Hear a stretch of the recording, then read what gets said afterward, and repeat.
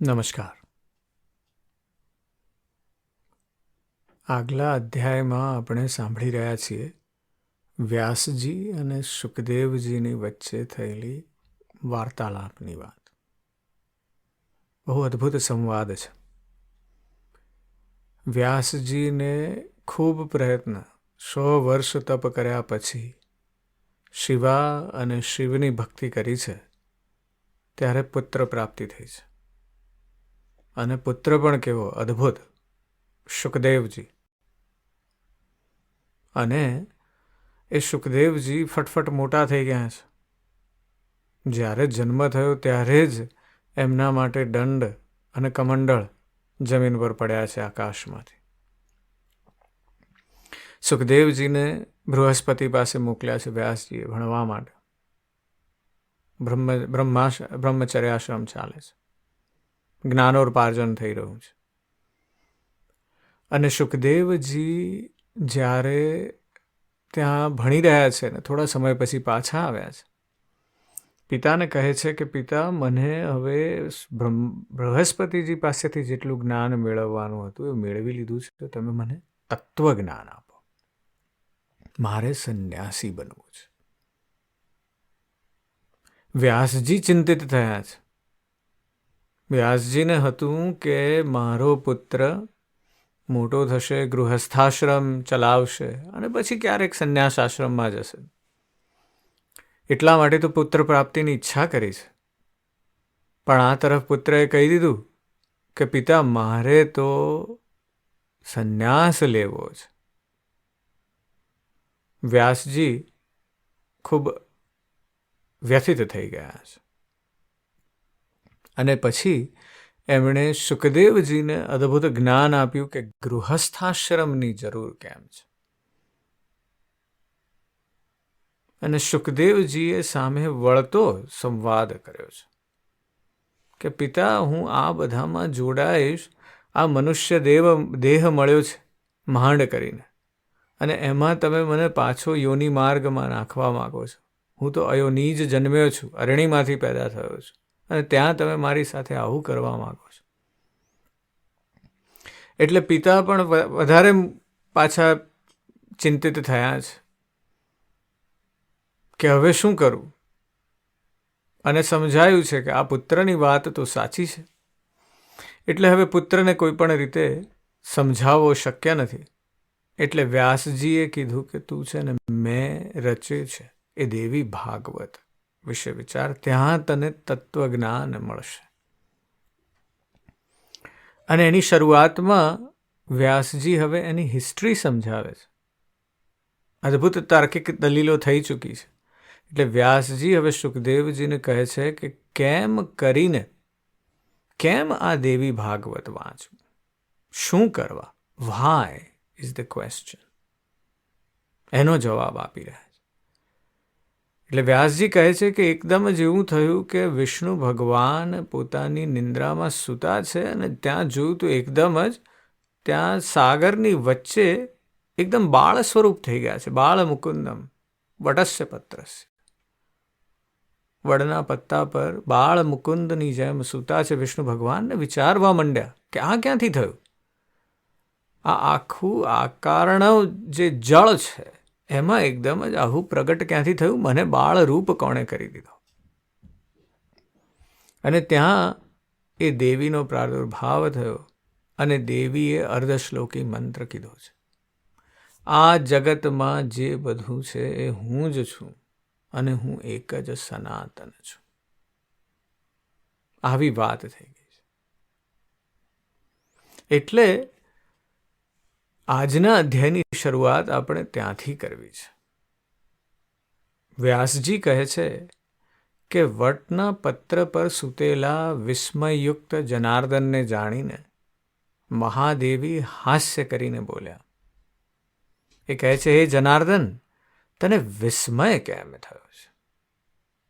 મહાશક્તિના પ્રભાવથી પૂર્વે તું મને વિસરી ગયો. પ્રલય કાળમાં તું વારંવાર પ્રગટ થાય છે. તે પરાશક્તિ નિર્ગુણા છે, તે હું છું અને તું છું, અને આપણે બે સગુણ છીએ. અને જે સાત્વિકી શક્તિ છે તે શક્તિ તું મારી જાણ. અને દેવી શક્તિ વિષ્ણુને કહે છે કે પ્રજાપતિ બ્રહ્મા તારા નાભી કમળમાંથી થશે, જે સર્વલોકના કરતા રજોગુણવાળા છે.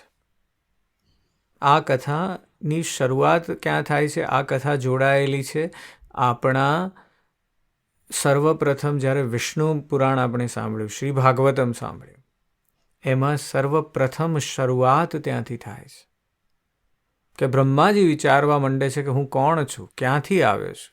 અને એટલે નાભી કમળમાં જે છે કમળની અંદર ઉતરતા જાય છે અને ઉતરતા ઉતરતા એમને અંત જ મળતો નથી. એ વાતની વાત છે, એની સાથે કનેક્શન છે. એ દેવી કહે છે કે પ્રજાપતિ બ્રહ્મા તારા નાભી કમળમાંથી થશે, જે સર્વલોકના કરતા રજોગુણવાળા છે. તે બ્રહ્મા તપશ્ચર્યા કરીને અનુત્તમ શક્તિ પ્રાપ્ત કરીને રજોગુણથી સકળ જગતને રક્તવર્ણથી રચશે. તે મહામતી બ્રહ્મા પંચભૂતોને રચીને ઇન્દ્રિયોના અધિષ્ઠાતા દેવતા અને મનના સર્ગને પછી રચશે. એટલે શરૂઆત આવી રીતે થવાની છે કે બ્રહ્માજીનો જન્મ થશે શ્રી વિષ્ણુના નાભી કમળમાંથી, અને ત્યાંથી બ્રહ્માજી આખા જગતને રચશે. દેવી કહે છે કે આ કારણથી તે બ્રહ્મા કર્તા કહેવાય છે. ને હે મહાભાગ, તું વિશ્વનો ઉત્પાદક ને પાલક છું. બ્રહ્મારૂપ તારી ભ્રૂના મધ્યમાંથી ક્રોધ કરવાના કારણે રુદ્રની ઉત્પત્તિ થશે. તે રુદ્ર મહાઘોર તપ કરી તામસી શક્તિને પ્રાપ્ત કરી કલ્પાંતમાં તે પણ સંહાર કરનારા થશે. વાસ્તે હે મહાભાગ, સૃષ્ટિ આદિના નિમિત્તને લઈને હું તારી પાસે આવી છું. વાસ્તે મને તું સાત્વિકી શક્તિ જાણ. હે મધુસૂદન, હું સદૈવ તમારા સમીપમાં સ્થિત રહીશ અને હું તમારા હૃદયમાં નિવાસ કરતી નિરંતર સ્થિત રહીશ. એટલે દેવીએ કીધું છે કે વિષ્ણુ ભગવાન, તમારે હવે જે કરવાનું છે એનો સમય આવી ગયો છે. અને એટલા માટે આ અર્ધશ્લોકી જે વાત છે તેનો વિચાર કરો. અને એ અર્ધશ્લોકમાં જ બધું છે.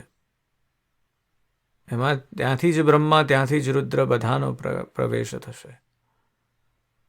એટલે વિષ્ણુજી કહે છે કે હે દેવી, વિસ્ફુટ અક્ષરવાળો અર્ધશ્લોક મેં પહેલાં સાંભળ્યો છે. તે પરમ કલ્યાણકારી રહસ્ય હે વરારોહા કોણે કહ્યું છે? હે સુંદર અંગવાળી, તે વાત મને કહો. હે સુંદર વદની, તેમાં મને મહાન સંશય છે. જેમ નિર્ધન મનુષ્ય દ્રવ્યને વારંવાર સ્મરે છે, તેમ તે શ્લોકાર્ધનું હું વારંવાર પુનરાવર્તન કર્યા કરું છું. વિષ્ણુ ભગવાને, કારણ કે હવે તો પેલા બાળ રૂપમાં છે, એટલે દેવીને કહે છે, વદન કરે છે કે આ શ્લોકનું હું સતત સ્મરણ કરું છું. એ ક્યાંથી આવ્યો? કેવી રીતે બન્યો? શું થયું?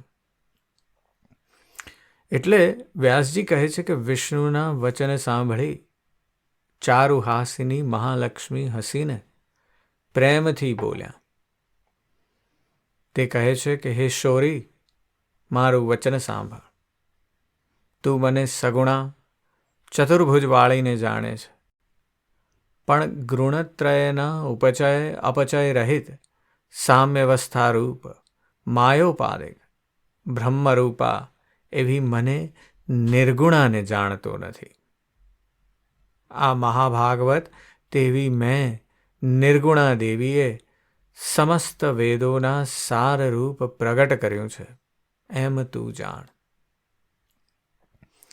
હે શત્રુનિષૂદન, હું દેવીનો મહાપ્રસાદ માનું છું કે જેણે, હે સુવ્રત, તારા હિતને વાસ્તે આ પરમ ગુહ્ય શાસ્ત્ર કહ્યું છે. આ ભાગવત તારે કદી પણ વિસરવું નહીં. એ સકળ શાસ્ત્રોના સાર રૂપ છે ને મહાવિદ્યાએ પ્રકાશેલું છે. આ આત્માનો કનેક્શન છે. આ દેહ સાથેની વાત નથી, આ સ્પિરિટ્સની વાત છે. એટલે અહીંયા દેવી કહી રહ્યા છે કે જે અર્ધ શ્લોક જે છે એ જ છે આ જગતમાં જે કંઈ પણ છે તે હું છું અને હું જ સનાતન છું. પણ એ આત્માની વાત છે. શરીરને સમજી શકાય એવું નથી, કારણ કે શરીર બાઉન્ડ છે. શરીર કરતા જ આપણને આટલામાં દેખાય છે, બસ, ધેટ્સ ઇટ. કોઈ કહે કે હું 5 ફૂટનો છું, કોઈ કહે હું 6 ફૂટનું છે, કોઈ કહે હું 100 કિલોનું છું, કોઈ કહે હું 50 કિલોનું છું.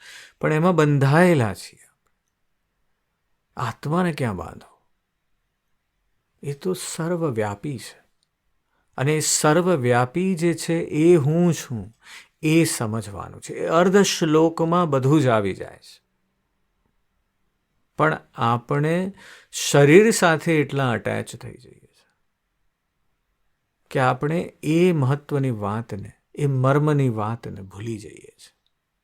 આપણને યાદ શું રહે છે? માત્ર એક જ વાત, અને એ છે આપણા શરીરની વાત.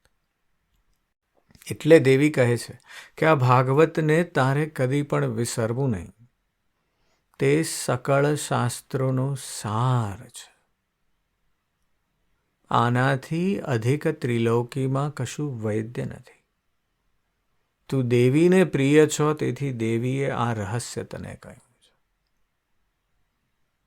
એટલે વ્યાસ બોલ્યા કે દેવીના આવા વાક્ય સાંભળીને ચતુર્ભુજ વિષ્ણુ તે નિરંતર મહાલક્ષ્મીએ આપેલા અત્યુત્તમ મંત્રને હૃદયમાં ધારી રહ્યા. આ આત્માની સાથેના સંબંધની વાત છે. અને કેટલાક કાળ પછી તેમની નાભી કમળમાંથી ઉપજેલા બ્રહ્મા દૈત્ય ભયની બીક પામીને તે વિષ્ણુને શરણે ગયા. તે સમયે ભગવાને તે દૈત્યોનો નાશ કરી તે અર્ધ શ્લોકના મંત્રનો જય આરંભ્યો. બ્રહ્માજી વાસુદેવને જપ કરતા દેખી પ્રસન્ન થતા કમલાપતિને પૂછવા લાગ્યા, હે દેવેશ, તમે કોનો જપ કરો છો? શું તમારાથી પણ કોઈ અધિક છે જેનું સ્મરણ કરી તમે, હે જગદીશ્વર, હે પુંડરીકાક્ષ, તમે પ્રસન્ન રહો છો? હરિ બોલ્યા, ક્રિયા કારણના લક્ષણવાળી મારામાં ને તમારામાં જે શક્તિ છે તે ભગવતી, તે શિવાને, હે મહાભાગ, તમે વિચારો. જેના આધારે અખિલ જગત એ કારણોમાં સ્થિત છે તે અમેય સનાતની સાકારા શક્તિ છે. જેનાથી આ ચરાચર જગત રચાય છે તે આ પ્રસન્નતા વરદા ભગવતી મનુષ્યને મોક્ષદા છે. મુક્તિના હેતુભૂત તે સનાતની પરમા વિદ્યા છે. તે સર્વેશ્વરી જ સંસાર બંધનની હેતુભૂતા છે. હું, તું ને અખિલ જગત તેની ચૈતન્ય શક્તિથી જ સંભવે છે. હે અનગ બ્રહ્મન, સર્વદા આ વાતને, આ સત્યને જાણ અને તેમાં સંદેહ ન કર. બહુ સુંદર વાત કરી છે વિષ્ણુ ભગવાને. એ કહે છે, બ્રહ્માજીએ પ્રશ્ન કર્યો છે કે તમે, કારણ કે બ્રહ્માજી ભાગીને આવ્યા છે વિષ્ણુ ભગવાન પાસે, અને ત્યાં આવ્યા છે, ત્યાં વિષ્ણુ ભગવાન કોઈ બીજો જપ કરી રહ્યા છે. એટલે બ્રહ્માજી કહે છે તમારાથી પણ પર કોઈ છે? તો વિષ્ણુ ભગવાન એ શક્તિની વાત કરે છે. એ કહે છે કે આ જે શક્તિ છે એ જ સાચી શક્તિ છે. એના ચૈતન્ય સત્યથી જ બધું જ ઉદ્ભવે છે. વિષ્ણુ ભગવાન કહે છે કે અર્ધ શ્લોકથી દેવીએ મને કહેલું આ ભાગવત છે તેનો દ્વાપરાદિ યુગોમાં વિસ્તાર થાય છે. અને વ્યાસજી કહે છે કે વિષ્ણુના નાભી કમળમાં વસતા બ્રહ્માએ આ ભાગવત જાણી લીધું. સમાન બુદ્ધિવાળા પોતાના પુત્ર નારદને બ્રહ્માએ ભણાવ્યું. પૂર્વે નારદ મુનિએ આ ભાગવત મને કહ્યું. મેં તેનો 12 સ્કંધોમાં વિસ્તાર કર્યો છે. બ્રહ્મસંમત પુરાણનો હે મહાભાગ તું અભ્યાસ કર. આવી વાત કરી છે વ્યાસજીએ સુખદેવજી. એટલે સમજાવ્યું છે કે આ દેવી ભાગવત આવ્યું ક્યાંથી છે. દેવીએ અર્ધશ્લોકી વાત કરી છે. અને એ અર્ધશ્લોક જે છે તેને વિષ્ણુ ભગવાને આત્મસાત કરી લીધો છે. એમણે બ્રહ્માજીને કીધો, બ્રહ્માજીએ નારદજીને કીધો છે, નારદજીએ વ્યાસજીને કીધો છે. એટલે એમ ચાલ્યો આવે છે. પણ જેમ દેવીએ કીધું હતું એ પ્રમાણે દ્વાપર યુગમાં થશે. અને શું થયું છે કે એનો વિસ્તાર કર્યો છે વ્યાસજીએ પોતે, એને સમજાવવા માટે આપણને.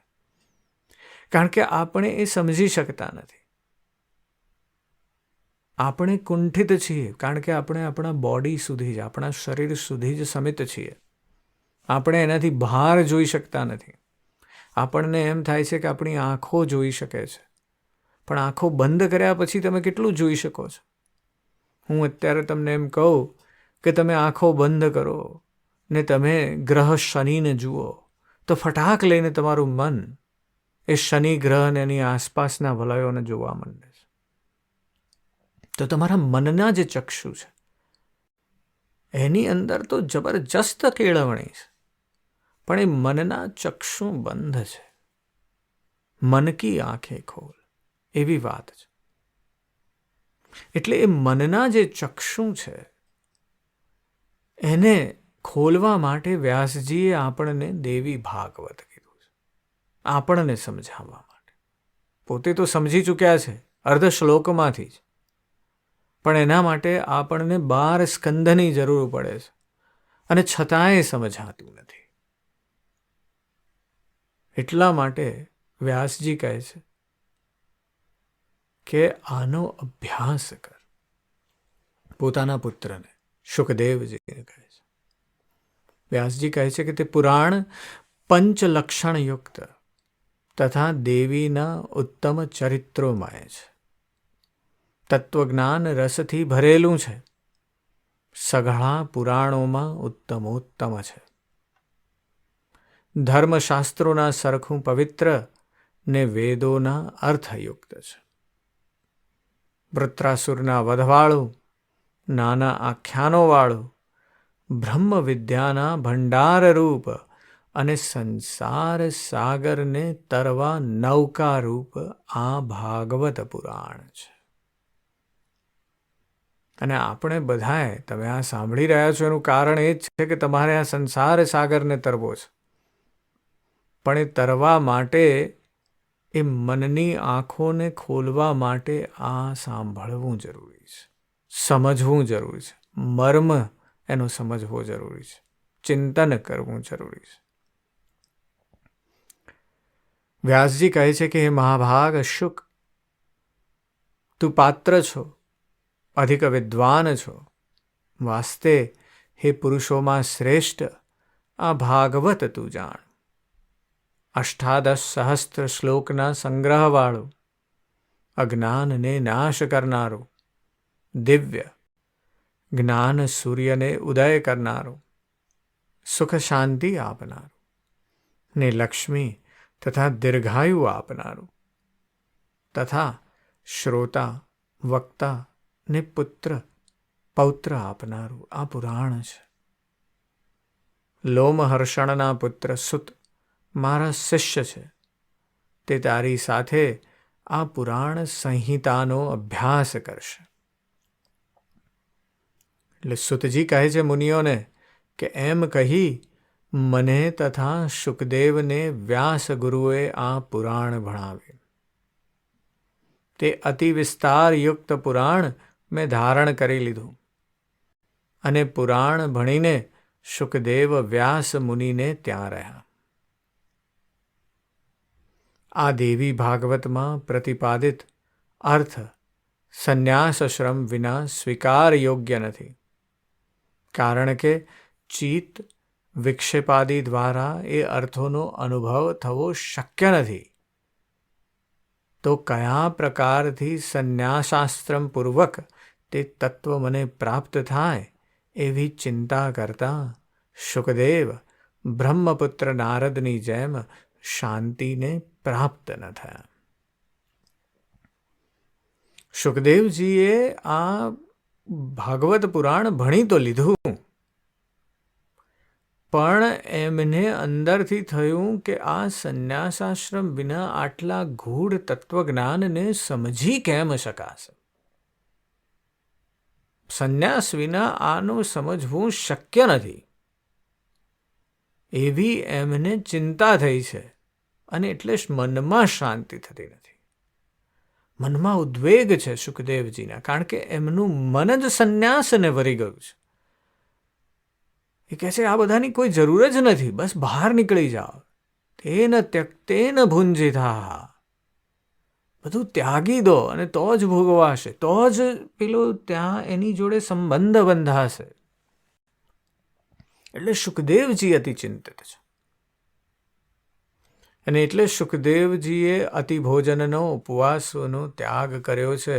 ને ચિંતાવિષ્ટ એવા તેમને જોઈને વ્યાસસુત તેમના પ્રતિ બોલ્યા કે હે પુત્ર, નિત્ય શું ચિંતા શું કરે છે?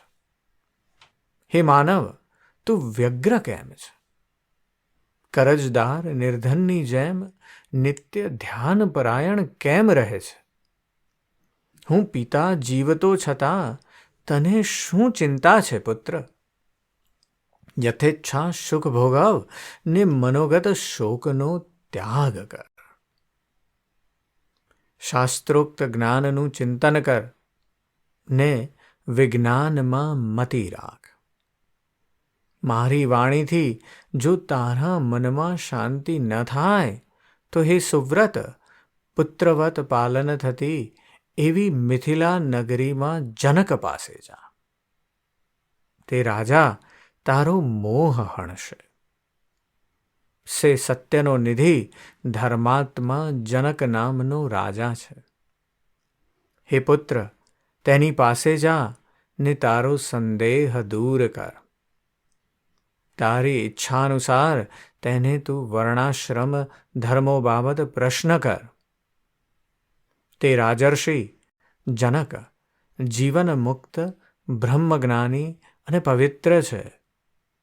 સત્યવક્તા, અતિશાંત એવો યોગી, યોગપ્રિય એવો સદા તે રાજા છે.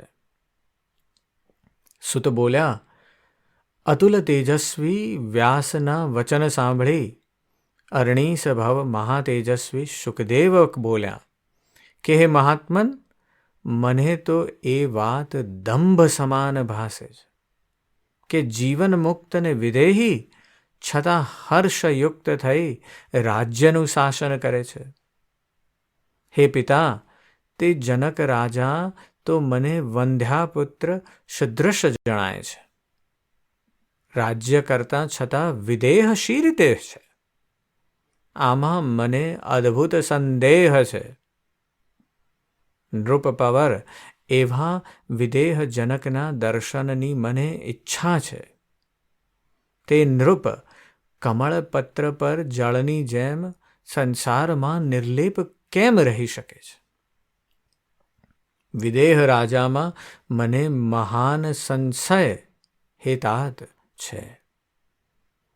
હે પિતા, તે સૌગત નાસ્તિકોના સમાન દેહપાતના સમાન મોક્ષ માને છે. રાજા ચારવાકાદી જેમ રાજ્ય સુખમાં ભોગી થતાં તથા યાવ જીવનમાં સુખાનુભવ કરવા છતાં તેજ તિમિરની જેમ વિરુદ્ધ સ્વભાવયુક્ત વર્તન છતાં જીવન મુક્ત છે. મુક્ત અમુક્ત કેમ હોઈ શકે? કૃત અકૃત કેમ હોઈ શકે? હે મહાબુદ્ધિશાળી, ઇન્દ્રિયોના વ્યવહારનો ત્યાગ કેમ બની શકે? માતા, પુત્ર, ભ્રાતા, ભગિની, ભાર્યાને વ્યાભિચારિણી, તેમાં ભેદાભેદ કઈ રીતે હોઈ ન શકે? અને તેમાં તે મુક્તિ હોય તો કેવી રીતે ઘટે? કડવો, ખારો, તીખો ને મધુર રસ રસના જાણે છે અને શ્રેષ્ઠ ભોગવે છે. શીત, ઉષ્ણ, સુખા, દુઃખ, દીનનું જ્યારે વિજ્ઞાન થાય છે ત્યારે તો હે પિતાજી વળી મુક્તિ ક્યાંથી ઘટે? આમાં તો મને મહાસંદેહ છે. શત્રુભીવનું પરિજ્ઞાન સદા વૈરને પ્રીતિ ઉત્પન્ન કરે છે. ત્યારે શું તે રાજા તેના વ્યવહારમાં સ્થિતિ નથી પામતો? ચોરો અને તાપસીને તે રાજા સમાન કયા પ્રકારે માને છે? અને અસમાજ બુદ્ધિ હોય તો હે તાત પછી મુક્તિ કેમ ઘટે? મેં તો પૂર્વે કોઈ જીવન મુક્ત રાજા દીઠો નથી. તેથી હે તાત મને મહાશંકા થાય છે કે ગૃહમાં નિવાસી છતાં મુક્ત કેમ છે? તો આ તરફ વાત થઈ છે કે વ્યાસજી સુખદેવજીને કહી રહ્યા છે કે તમે બધા વર્ણાશ્રમોનું પાલન કરીને સંન્યાસ ભોગવો. સુખદેવજીના મનમાં આપણે આગળ સંવાદ સાંભળ્યો છે અને સુખદેવજીએ કહ્યું છે કે મને તો સંન્યાસ જોઈએ છે, તત્વજ્ઞાન જોઈએ છે. એટલે વ્યાસજીએ એમને દેવી ભાગવત સંભળાવ્યું છે સૂતની જોડે. સૂતજી આ ભાગવતનું જ્ઞાન જે મુનિઓ છે તેમને આપી રહ્યા છે. પણ આ તરફ સુખદેવજી મહાચિંતિત છે. એમને થાય છે કે આ કેવી રીતે શક્ય છે કે આ તરફ વ્યાસજી તમે મને આ તત્વજ્ઞાન આપો છો અને વ્યાસજી તમે મને એમ કહો છો કે હવે મારે સંન્યાસાશ્રમ ન ભોગવવો? તો વ્યાસજી એમને ઉદાહરણ આપે છે જનકજીનું. કહે છે કે મિથિલાના રાજા છે અને જળ કમળવત રાજ્ય કરે છે. એટલે સુખદેવજીને એ તરફ શંકા થઈ છે. એ કહે છે કે આ ગૃહસ્થ હોવા છતાં મુક્ત કેવી રીતે થઈ શકે? રાજા હોવા છતાં મુક્ત કેવી રીતે થઈ શકે? કરતા અકર્તા કેવી રીતે હોઈ શકે અને મુક્ત અમુક્ત કેવી રીતે હોઈ શકે? એટલે આ તો પેરાડોક્સ છે. એવું શક્ય કેવી રીતે છે? અને એટલે સુખદેવજી કહે છે વ્યાસજીને કે તે રાજાના ગુણનું શ્રવણ કરી મને દર્શનની તીવ્ર ઈચ્છા થઈ છે અને તે વાસ્તે સંદેહની નિવૃત્તિ વાસ્તે હું મિથિલાપુર જાઉં છું.